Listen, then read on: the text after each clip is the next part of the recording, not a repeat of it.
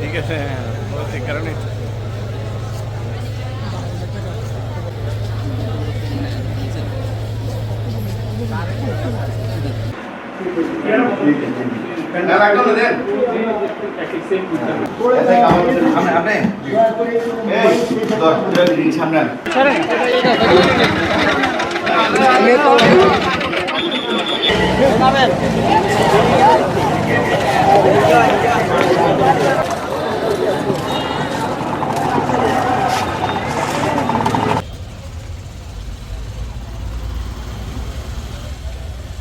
নাজিমউদ্দিন সেই বাট্টা জানুল উলুম মাদ্রাসা মাদ্রাসায় পড়ে, এখানে হেফজখানে পড়ে, প্রায় 22 পারা হেফজ শেষ তার।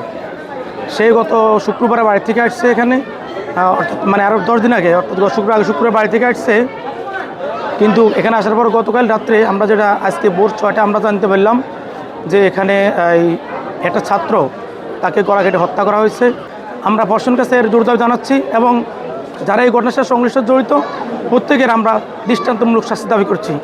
যেই ছেলেটাকে মেরে ফেলছে তার বাড়ি হচ্ছে জাহানাবাদ চাষিরাট ইউনিয়নে, আর সে পাশে 2-3 সিট পরে ঘুমানো ছিল।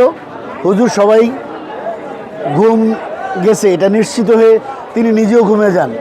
পরে একটা চিৎকার শুনে হুজুর হুজুর এই চিৎকার শুনে হুজুর জেগে ওঠেন। জেগে ওঠার পরে তিনি দেখেন যে রক্ত দেখে তিনি দ্রুত কিছু দুর্ঘটনা করছে বুঝতে পেরে দরজার দিকে যান। দেখেন যে দরজা বন্ধ আছে। দরজা বন্ধ দেখে তারপরে খুলে সব পরিস্থিতি দেখে ও ছাত্রদেরকে অন্য রুমে নিয়ে আটক করে রাখেন। কোনো ছাত্রকে তিনি বের হতে দেন নাই। তারপরে পুলিশ এসে যার করছে এটা তো আপনারা জানেন ভালো করে, পুলিশ এসে যেই ছেলে অ্যাকিউজড তার ট্রাঙ্কের নিচে এই রক্তাক্ত ছুরি পাওয়া গেছে। আল্লাহর কাছে তো শেষ বিচার আমরা চাইবই, কিন্তু এই দুনিয়াতেও আমরা এই প্রচলিত আইনে এই হত্যাকাণ্ডের আইনানুগ বিচার চাই, সুষ্ঠু বিচার। এটার সাথে কারা কারা জড়িত আছে সেটা তো আমরা তো উদ্ঘাটন করতে পারি নাই। আপনাদের মাধ্যমে চাই এটার সাথে আরও কাজ জড়িত আছে কি না এটা আপনাদের মাধ্যমে তদন্ত করে, এবং প্রশাসনের দাবি থাকবে যে প্রকৃত যে হত্যাকারী যারা দোষী যারা তাদের জন্য শাস্তি হোক, এটাই আমি প্রশাসনের কাছে দাবি জানাচ্ছি।